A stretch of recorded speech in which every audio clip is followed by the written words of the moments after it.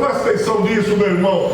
Todas as vezes que Deus lhe dá um sonho, todas as vezes que Deus lhe transmite uma mensagem, lhe dá um propósito, lhe dá uma promessa de um ministério, de uma família, de seja o que for, não acha que você tem que ir dormir e esperar Deus a promessa, que pelo contrário, espera chumbo grosso, espera confusão, espera intriga, espera briga com gente grande.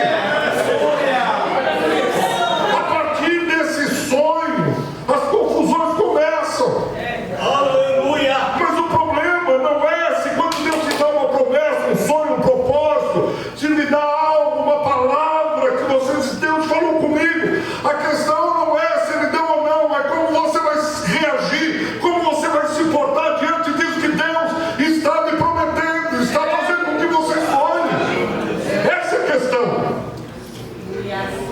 Eu sou um menino de 15 anos, Deus falou que eu vou gravar um CD, que eu vou ser um músico. Espera chumbo grosso, espera a luta. Por quê? Porque Deus é um Deus sádico. Ele quer olhar para você e dar risada e dizer, bem feito, comigo assim mesmo. Eu sou um Deus bonzão, eu arrebento meus filhos. Não. É porque Ele está criando um caráter em você. Esse sonho se concretizar, você tenha caráter maduro, maturidade para assumir esse sonho. O sonho é que ele estaria lá no cume do monte, ele estaria lá no governo, numa posição alta, Deus o colocaria num lugar alto. Mas José, você precisa ter maturidade espiritual para chegar lá. José, você precisa ter maturidade, estatura, caráter. Eu não vou pôr você lá do jeito que você está, porque você quebra.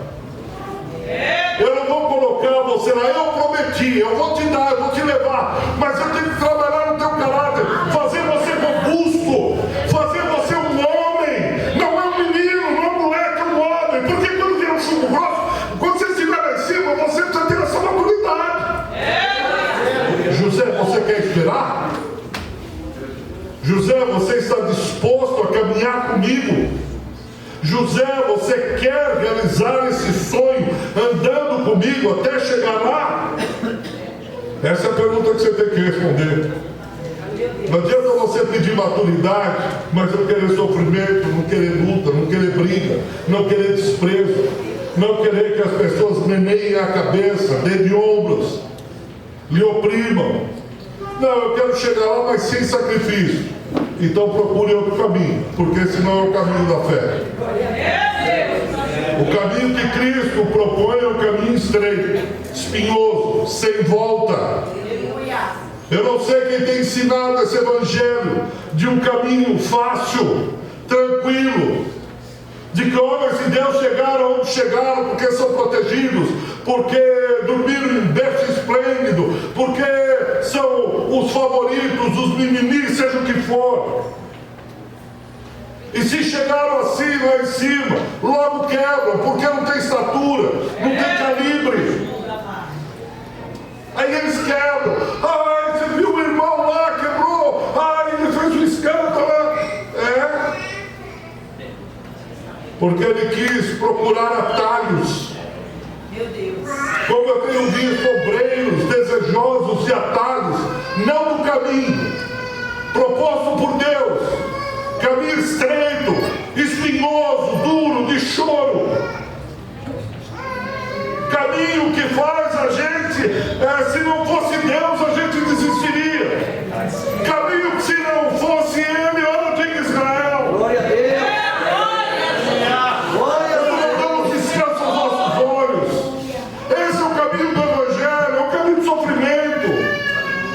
Mas agora, ensina o Evangelho que venha para Jesus e Ele resolverá todos os seus problemas. Se é pobre, vem para Jesus, você vai ficar rico. Se é solteirona, com 80 anos, vem para Jesus que Ele vai trazer um príncipe. Você tem problema no trabalho, Jesus vai matar teu chefe e vai te dar honra. E você vai ser o presidente da empresa, porque Ele vai mandar o presidente da empresa para o cemitério para que você seja o maior, porque você acabou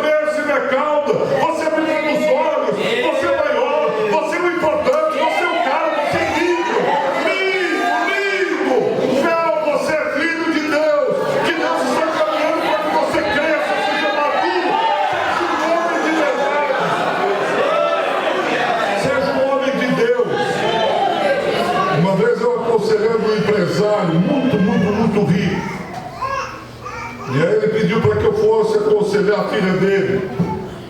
E quando fui conversar com a filha dele, ela estava em crise, depressiva, numa casa de 3 andares. E eu comecei a conversar e estava em crise, porque o namorado, ela tinha 15, 16 anos, e o namorado havia dito que não queria mais namorar com ela. E ela ficou em crise, depressiva. E a mãe disse: não, filhinho, eu vou levar você para os Estados Unidos. Nós vamos ficar lá um mês, se precisar 3, fazendo a Rota 66, uma rota famosa que tem lá. E a mamãe vai comprar isso, e a mamãe vai fazer aquilo. E eu só olhando. Qual é o grande problema da vida dela? Eu não quis mais namorar com ela. E aí eu fui conversar com o pai. E o pai, eu comecei a conversar com ele e disse: sabe, pastor, eu vim de uma família muito pobre, morava na zona leste de São Paulo. De manhã nós saímos, íamos para frente de uma igreja, porque meu tio fez, eu tinha lá uns meus 9 anos, meu tio fez, eu não sei quantos conhecem, caixinha de engraxate.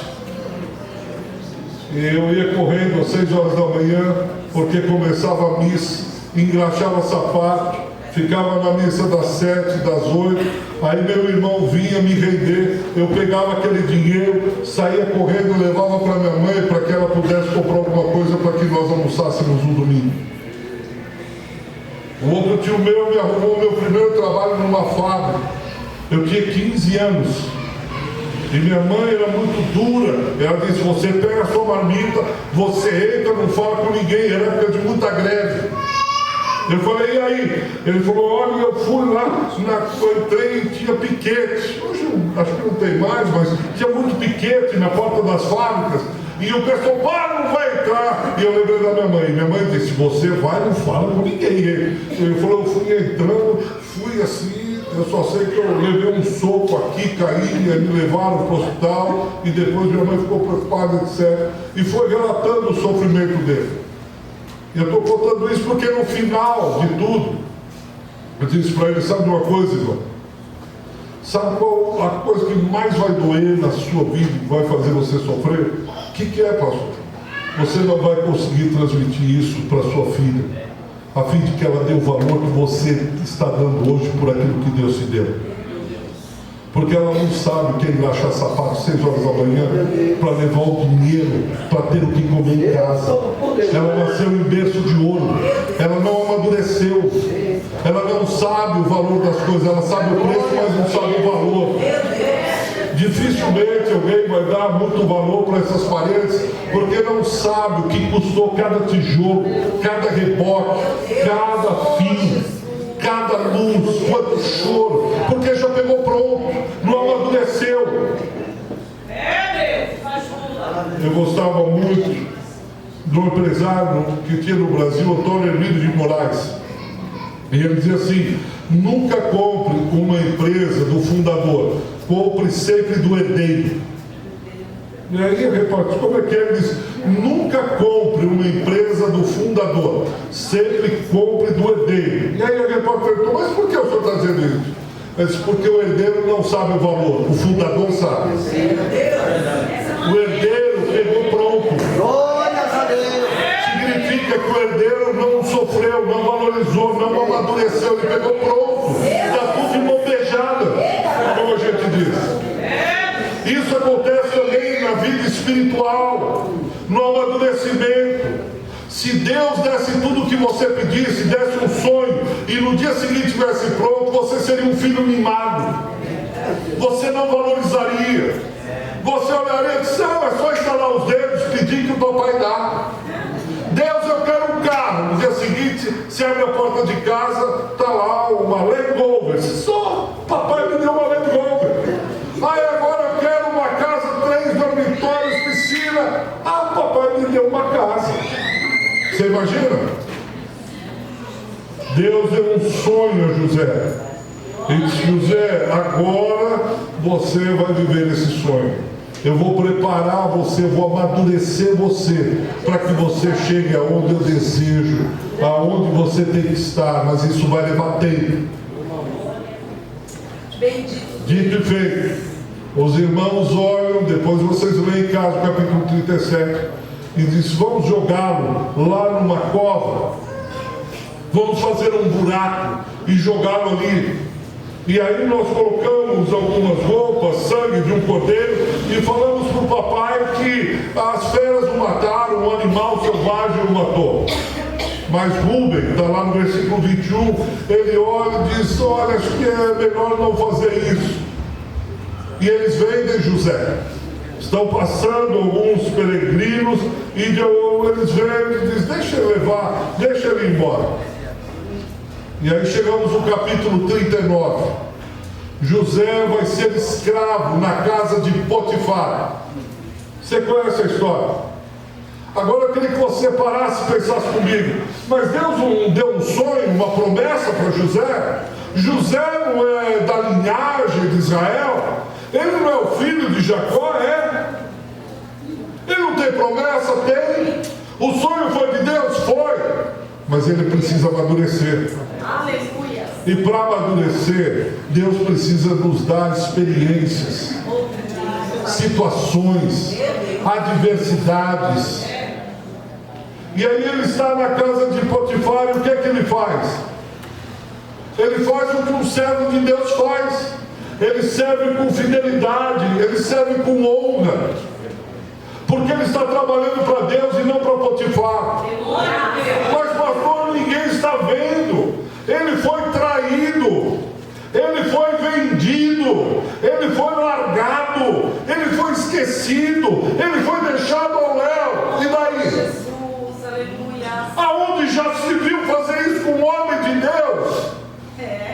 O homem de Deus, quem cuida desse homem é o próprio Deus que o chamou. Ele precisa amadurecer, ele precisa saber o que é pressão, ele precisa saber o que é luta, ele precisa saber o que é. Mas ele não é o homem da promessa? Sim, senhor. E porque Deus está trazendo, permitindo lutas, ele deixa de ser da promessa? Claro que não. Ele faz o que todo servo de Deus faz. O que é que você faz no seu trabalho? Quando o chefe começa a pegar no pé, quando o trabalho começa a te pressionar, o que é que você faz quando você está no ministério e a luta vem? Uma irmã fala de você aquilo que não é muito verdade. Alguém olha para você e não compreende. Isso não é possível, Deus. Eu falo agros e entende bugados. Eu falo norte e eles começam a dizer que eu falei sul. O que é que você faz quando você está sendo incompreendida no ministério? Quando você no ministério não está recebendo aplausos, antes pedras, o que é que você faz? Se revolta, bate o pé e sai com o biquinho dizendo: não volto mais aqui. Esse pastor não fala assim mais comigo. Esse líder que ele pensa que é. Eu sou cabeça, eu não sou cauda. Eu sou homem de Deus, eu sou mulher. É isso que você faz? José está trabalhando fielmente na casa de um homem que o escraviza, mas a graça de Deus está com ele. A graça do Senhor está com ele. Glórias a Deus. Mas era o que eu falei, que para chegar onde ele tem que chegar, ele tem que amadurecer. No versículo 14, ele está trabalhando, Deus está prosperando, Potifar confia nele, deixa quase tudo para ele, diz: agora você vai cuidar aqui da casa. Olha, eu vejo que Deus é com você, porque a Bíblia diz que a graça de Deus estava com ele, e Deus era com José, e Deus abençoava José, mesmo como escravo. Aí a mulher de Potifar olha e diz: a vida desse homem está muito tranquila. A vida desse homem está muito tranquila. E ela se namora dele e diz: deita-te comigo, meu marido não está aqui. Irmão, imagina você, vendido, traído, escravo, sendo fiel, ninguém por perto para ver, ninguém ali bisbilhotando, só está ele e a mulher. É a mulher que está chamando ele e diz: sou solteiro. Essa mulher quer se deitar comigo, o que eu posso fazer? Meus irmãos esqueceram, me traíram, ninguém me procura mais. Meu pai acha que eu morri. estou em terra estranha, ninguém está me vendo. José, Deus está te vendo. Essa é a diferença. Teu pai não está te vendo, seu líder não está te vendo, tua família não está te vendo, teu pastor não está te vendo, mas Deus está te vendo. Essa é a diferença, José. Deus está te vendo. O Deus que te prometeu, o Deus que está trabalhando no teu caráter está te vendo. Seja fiel. Seja fiel quando ninguém está te vendo. Alguém disse que caráter é aquilo que você faz quando ninguém está te vendo. José é fiel no interior de um quarto onde só está ele e a mulher, que a Bíblia diz que é uma bela mulher, uma mulher atraente. Ele diz: eu não vou trair o Potifar, mas ele diz: eu não vou trair o meu Deus. Eu não faria isso com o Senhor, porque se eu estou trabalhando aqui é por causa dele. Se eu estou fazendo o que eu estou fazendo é por causa de Deus. Potifar, antes de servir a você, eu sirvo a Deus. E nós precisamos, se quisermos amadurecer, saber exatamente a quem nós servimos. A quem você serve, meu irmão? A quem você serve? Aleluia, aleluia. Diz que havia 2 homens no interior que abriam valas para que depois viesse colocasse encanamento ou aquilo que a prefeitura quisesse pôr. E um deles era crente. No final do dia, depois de um trabalho exaustivo, ele pendurava aqui na enxada e ficava todo mundo preparando as coisas para ir embora, e ele ficava aqui olhando para o buraco, olhando para a paisagem. Até que alguém tomou coragem e disse: rapaz, você fica descansando, não fazendo nada, olhando para o horizonte, para esses buracos, o que você fica fazendo? Como todo mundo, você não vai embora? Tal. Sabe por quê? No final do dia eu olho e começo a conversar com o meu Senhor. E digo: Senhor, o Senhor viu que buraco bonito que eu fiz, abri para o Senhor? Senhor, o Senhor viu como que eu fiz esse buraco que eu estava fazendo? Eu estava só pensando no Senhor. O Senhor gostou? O Senhor gostou do trabalho que eu fiz? Porque a minha intenção, meu desejo era um lado para esse buraco. Olha, Senhor, olha aquele outro lado que eu fiz. Ah, Jesus, foi para o Senhor que eu fiz.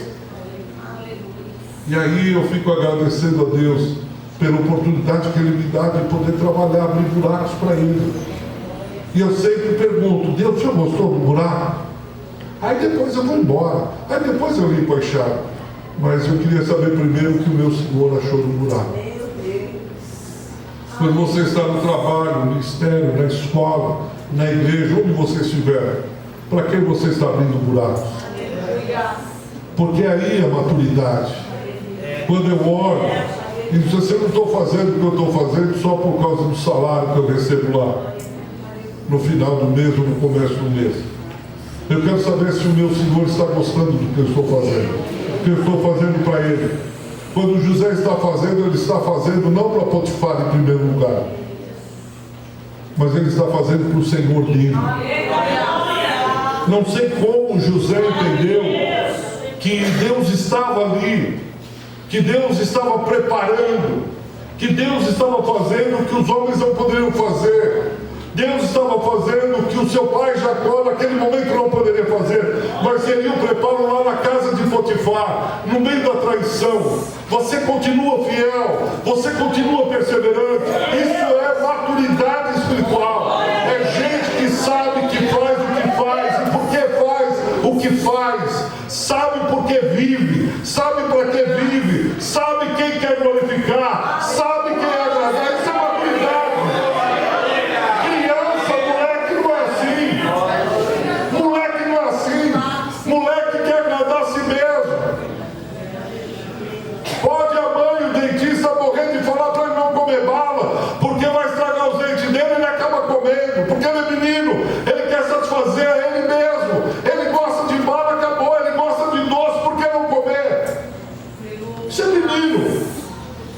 Agora o homem que está amadurecendo, ele sabe exatamente o que faz, para quem faz e por que faz o que faz. Na história você pode ver depois do capítulo 39,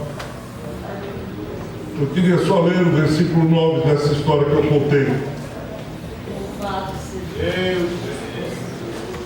Olha a maturidade de José. Presta atenção nesse versículo 9.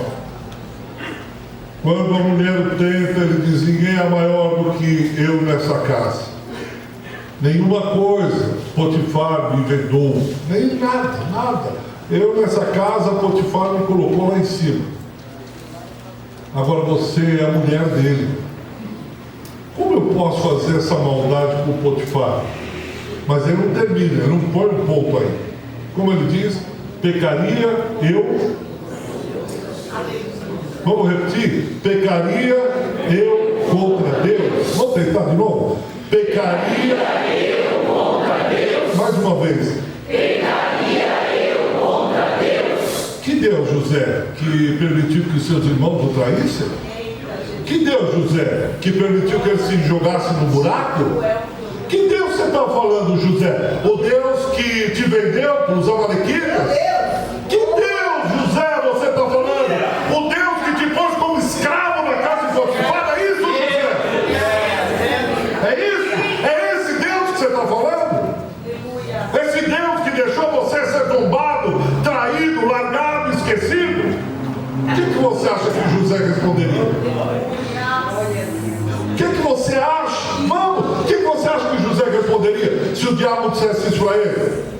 Pecaria contra Deus, José? Se esse Deus fosse Deus, ele não permitiria que os seus irmãos fizessem com você. Se esse Deus fosse esse Deus, não permitiria que o pastor te magoasse assim, que o líder, o diácono, o presbítero, aquele irmão, aquela irmã te ferisse, que aquele chefe. É isso que o diabo fala. Se você fosse crente mesmo, amado do Senhor, ele não permitiria que você passasse o que você passou. Meu Deus. Se esse Deus fosse esse Deus que você está falando que não pode pecar contra ele não deixaria você atravessar o vale que você atravessou. E muitos crentes entram nessa balela satânica, infernal. Teve um tempo que eu tinha um grupo que nós evangelizávamos só judeus lá no Bom Retiro. Nós saímos e cantávamos música em hebraico, umas boas músicas, atraíamos alguns judeus e depois saímos de dois em dois para evangelizar. Só no Antigo Testamento, expondo o plano de salvação, só no Antigo Testamento. E eu lembro bem quando eu cheguei perto de um judeu, já de idade, sentei com ele na praça e comecei a falar do eterno, porque você não pode falar de Jesus. E usava trechos como Isaías 45, Isaías 39, Gênesis 39, etc. E eu falando, ele olhou para mim e disse: menino, onde estava Deus quando 6 milhões de judeus foram trucidados no holocausto nazista? Você quer me falar dele? Onde ele estava quando o povo dele, o meu povo, morria? 6 milhões de judeus sendo mortos. Onde estava Deus? Eu disse: Deus estava no lugar que sempre esteve. Israel que não estava no seu lugar. Por que eu estou dizendo isso? Onde estava Deus quando passava por toda essa tribulação? Ele não estava de costas, ele não estava de olhos fechados, ele não estava distraído. Ele estava lá vendo o teu sofrimento, vendo a tua dor, e de alguma maneira sobrenatural que eu não entendo, esse amor que transpassa todo o nosso entendimento, ele olha e te amei. E lá quando você estava naquela estrada, eu estava contigo no vale da sombra da morte, eu estava com você, e só tem sombra porque a luz está lá. Só há sombra no vale da morte porque a luz está lá. Se a luz não estivesse lá, não teríamos sombra. Deus está olhando o teu sofrimento, a tua dor. Ele está dizendo: de alguma maneira eu estou preparando você para chegar aonde eu quero chegar com você, para onde eu prometi a você.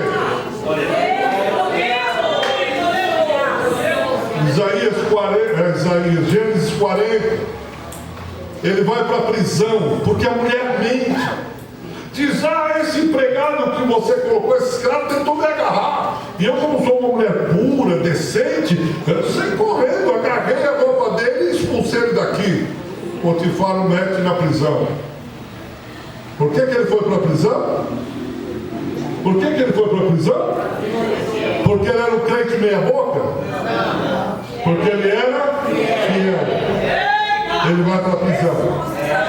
Lá na prisão ele conhece o copeiro e o padeiro do rei. Lembra? Jesus está dando maturidade espiritual, musculatura para o seu cérebro. Porque quando ele chegar lá, ele vai precisar. E aí ele está lá, o copeiro tem um rei, e o padeiro tem o copeiro tem um sonho, e o padeiro tem um sonho. Eu fico imaginando José em casa de enforcado, não se fala de corda. Quando o padeiro e o copeiro chegou para ele e disse, olha, eu tive um sonho. Eu fico imaginando José, não me fale o sonho. Você já leu Gênesis 37? Não lhe vai ler Gênesis 37. Essa confusão toda aconteceu porque eu tive um sonho. Não me fale sonho. Mas rapaz, eu tive um sonho, eu preciso compartilhar. Não, sonho não. Fala de futebol, fala do Corinthians, fala do... quem você quiser. Sonho está proibido. Sonho não se fala. Mas parece que Deus tem um senso de humor que a gente não entende. Ele diz, José, eu estou preparando. É o dom que eu te dei. Eu te dei o dom de interpretar sonhos. Você vai recusar? Os traumas, as mágoas, as coisas que deram errado vão brincar você, vão frear você no seu ministério, José?